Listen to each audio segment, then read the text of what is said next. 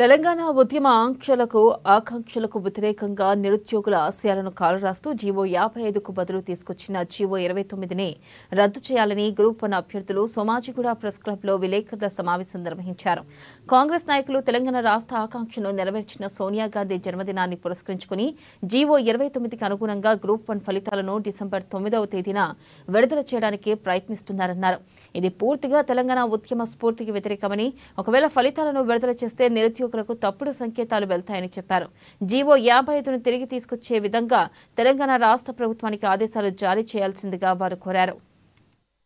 GO 29 ఏంటంటే మొన్న ఇచ్చిన గ్రూప్ 1 నోటిఫికేషన్లో సోషల్ రిజర్వేషన్స్ ప్రతి నోటిఫికేషన్కు రూల్ ఆఫ్ రిజర్వేషన్ అనేది ఫాలో అవుతుంది. ఒక నోటిఫికేషన్కి ఒక పోస్టులు నింపడం కోసం ఆ రూల్ ఆఫ్ రిజర్వేషన్ తీసేసారు. ఎస్సీ ఎస్టీ బీసీ వీళ్ళందరికీ రిజర్వేషన్లు ఎత్తేసారు. కాబట్టి జీవో 29 అనేది రాజ్యాంగ స్ఫూర్తికి విరుద్ధము, రాజ్యాంగ మౌలిక స్ఫూర్తికి విరుద్ధము.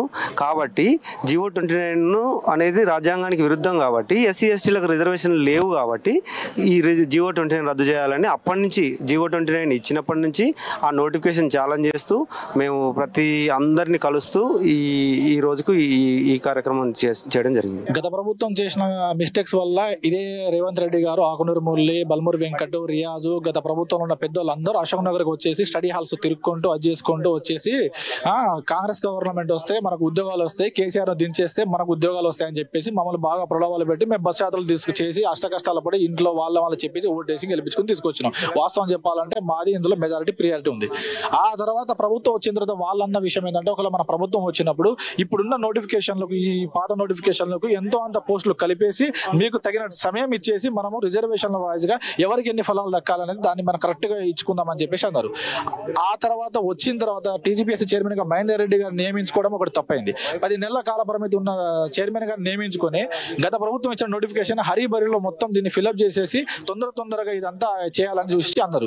అప్పుడు మేము మీ ప్రభుత్వం కోసం, మీ పార్టీ ప్రభుత్వం కోసం మేము పని చేసినప్పుడు, మీ కాంగ్రెస్ పార్టీ కోసము మరి మేము వచ్చినప్పుడు మాకు కొంత సమయం ఇవ్వాలి కదా ప్రిపరేషన్ కు, మరియు కొన్ని పోస్టులు కొంచెం యాడ్ చేసి ఇవ్వాలని అన్నాం కదా. వీళ్ళు యాడ్ చేసింది ఎక్కడ? ఒక ఓన్లీ గ్రూప్ 1లో గత ప్రభుత్వం 503 ఇస్తే ఒక 60 పోస్టులు పెంచేసి ఇచ్చింది అన్నట్టు. కావున ఇప్పుడు కూడా మేము ఒకటే చెప్తున్నాము, జీవో 29 అనేది రూల్ ఆఫ్ రిజర్వేషన్ కి విరుద్ధంగా ఉంది. 55 అనేది రూల్ ఆఫ్ రిజర్వేషన్ ఫాలో అయ్యారు. ఈ రూల్ ఆఫ్ రిజర్వేషన్ అనేది కంపల్సరీగా 29 జీవో ప్రకారము ఎస్సీ ఎస్టీ బీసీ అనగాన వర్గాలను రిజర్వేషన్ తీసేసినట్టే. దీని మీనింగ్ ఏంటంటే తీసేసినట్టే అన్నట్టు. దీంట్లో రిజర్వేషన్ మనకి ఇచ్చినట్టు లేదు. ఇక్కడ చూడండి, ఎగ్జాంపుల్ గా మొత్తం పోస్టులు, ఓపెన్ పోస్టులు 209 అయితే 209 ఇంటూ 1:50 చేసుకుంటే మనకు 10,450 మంది రావాలి. ఈ 10,450 మందిలో ఎంతమంది ఎస్టీ ఎస్సీ బీసీ మైనారిటీ వాళ్ళు వచ్చింది అనేది మనకు లెక్క ఇయ్యలేదు. ఎగ్జాంపుల్ చూడండి, ఇక్కడ ఎస్సీ వాళ్ళకి 93 పోస్టులు ఉంటే 4,650 మంది సెలెక్ట్ అయ్యారు.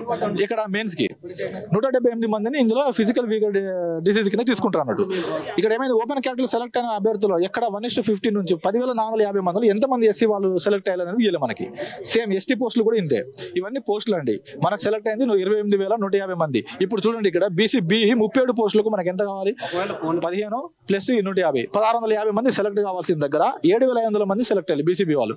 బీసీడీ వాళ్ళు 22 పోస్టులకు దాదాపుగా 1,400 మంది సెలెక్ట్ కావాల్సిన వాళ్ళు 1,200 మంది, 6,324 మంది సెలెక్ట్ అయ్యారు. అంటే ఇక్కడ చూడండి,